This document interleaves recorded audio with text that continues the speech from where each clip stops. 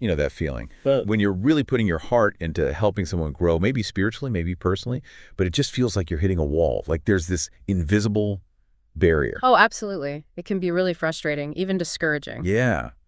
Well, we've been digging into some really insightful material lately. It's excerpts from a work called The Incarnational Imperative, Reclaiming Your Momentum Through Culturally Intelligent Discipleship, a Personalized Plan.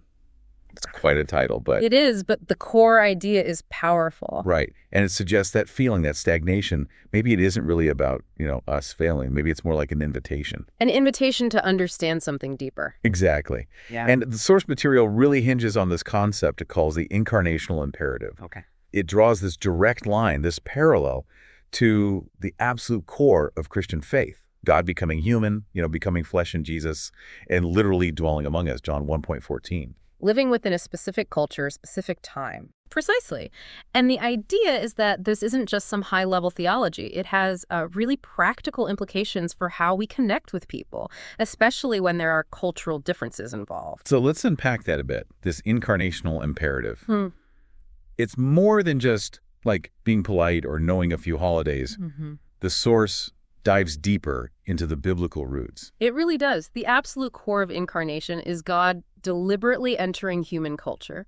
Jesus wasn't just floating above it all. He was born in first century Palestine, spoke Aramaic, followed Jewish customs. His whole life was embedded. Embedded. That's a good word for it. And then look at the Apostle Paul. The text holds him up as a key example of contextualization. Right, adapting his message. Yeah, he famously talked about becoming all things to all people, didn't he, in 1 Corinthians 9, to connect with Jews, with Gentiles, different groups entirely. The core gospel message stayed the same, absolutely faithful, but how he communicated it, that was tailored. It had to be culturally accessible. Okay, and this is where it got really interesting for me. The source material even brings up the Tower of Babel, Genesis 11. Now, I've always just thought of that as, well, God's judgment, punishment for human pride. Simple as that. But this reading, it adds another layer. It does. It offers this perspective that, okay, yes, there was judgment, but the scattering, the diversification of languages and cultures, maybe it wasn't only punishment. How? Well, the source kind of hints that maybe it was also part of God's, let's say, preventative plan, preventing humanity from uniting under one single, potentially godless, self-reliant system. Huh. So diversity wasn't just a consequence, but maybe even part of the design in a way. That's the provocative idea presented. Yeah. That cultural diversity itself isn't necessarily the problem we sometimes make it out to be. It challenges that initial reaction to see difference as just a barrier. Wow, okay, that definitely reframes things.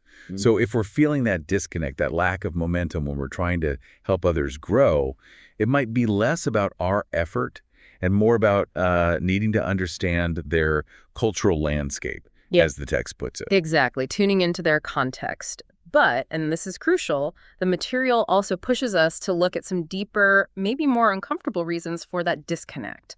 Things within us. Right. It goes beyond just, I need to learn the language better or I need a better program. It talks about ingrained assumptions, even unconscious biases. Yes. One concept it brings up is this unacknowledged colonial mentality. Oof. Yeah, that one hit home. The idea that even with the best intentions, maybe we're subtly operating as if our way of discipleship, often rooted in a Western model, is just better, the standard. That's the uncomfortable question it raises. Is there a lingering effect from historical colonialism where certain cultural approaches were sort of universalized, presented as the way? It can be a really subtle bias, influencing how we approach things without even realizing it. And then there was the point about spiritualized generalizations. Ah, yes. That's the tendency to, well, explain away cultural differences or lack of connection purely in spiritual terms. Like thinking, oh, they're just resistant to the gospel or their hearts aren't open, when maybe there's a lot more going on. Exactly. It ignores the complex web of social factors, economic realities, historical experiences, trauma, all these things that shape how people see the world and respond to new ideas, including faith. It's an oversimplification. It definitely is.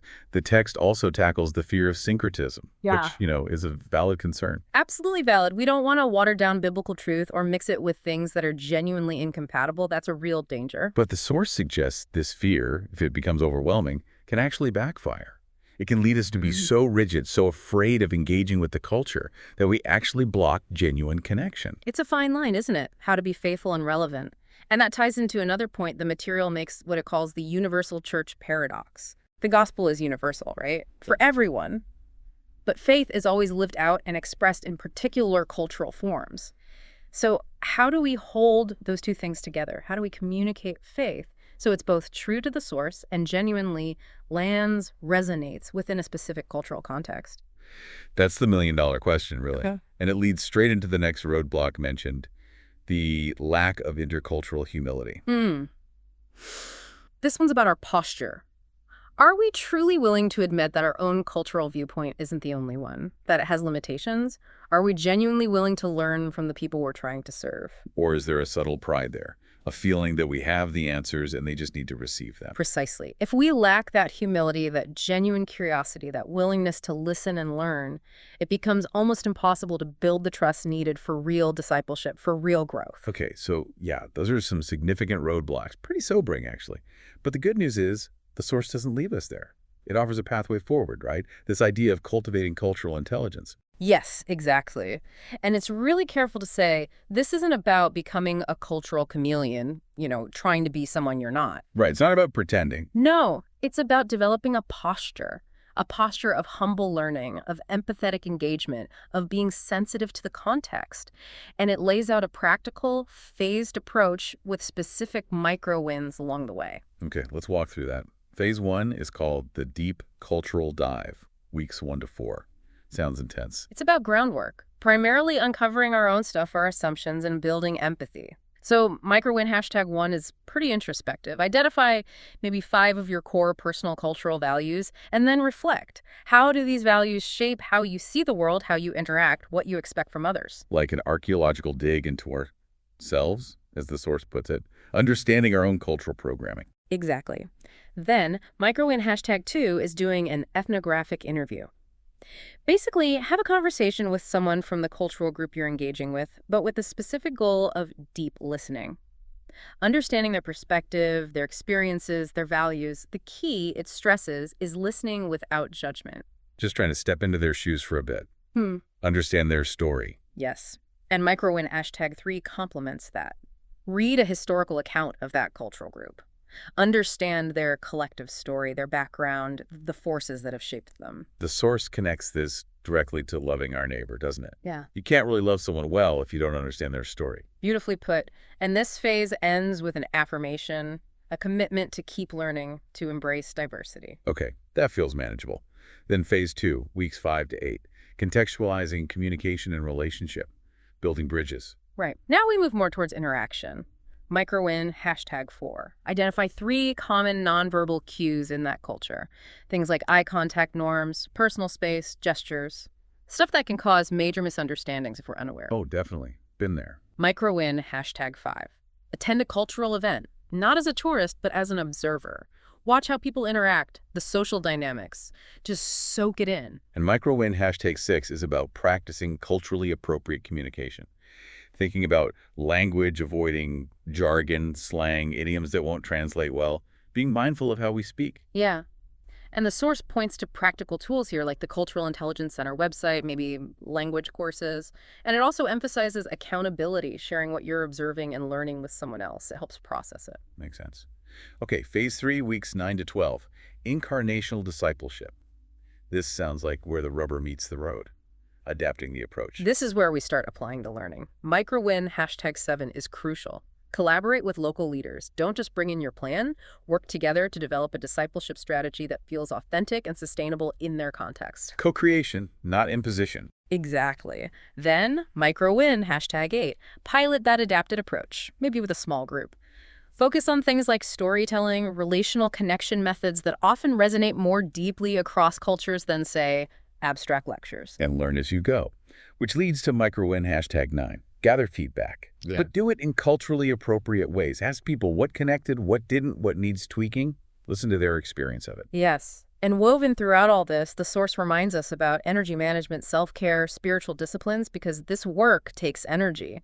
And also practicing mindfulness, being present in the moment to really cultivate that empathy and reduce our own knee-jerk judgments. It really paints this as a long-term commitment, doesn't it? A lifelong journey, not a quick fix. Absolutely. It's about developing a willingness to constantly challenge our own assumptions and genuinely embrace diversity, moving beyond just delivering a program or a message. And instead, entering into their story, their community. That's the heart of it. You know, the source also offers a slightly different angle, framing it as context as king. Yeah. I like that. Me too. It reframes that feeling of stagnation we started with. It's not necessarily failure, it's a signal. A signal that maybe our current methods aren't landing because they lack that deep contextual fit. Like a gardener, right? The analogy it used. A skilled gardener doesn't use the exact same techniques for cacti in the desert as they do for ferns in a rainforest. They adapt to the environment. Exactly. And it ties into recognizing that God is already at work within cultures, revealing aspects of himself. So understanding the culture is part of understanding God's work, which leads to a really critical point about defining growth. Ah, yes. Defining growth within context, not just imposing our external metrics of what success or spiritual maturity looks like. We have to ask, what does healthy growth look like from their perspective within their cultural framework? The source outlines several dimensions to consider. Like relational transformation. Are relationships getting deeper, healthier, in ways that make sense culturally? Right, or values integration are biblical values weaving into their existing value system authentically, not just replacing everything wholesale. Is there community flourishing, positive change happening that addresses real community needs? What about leadership? Leadership empowerment are local leaders being equipped and released in culturally appropriate ways.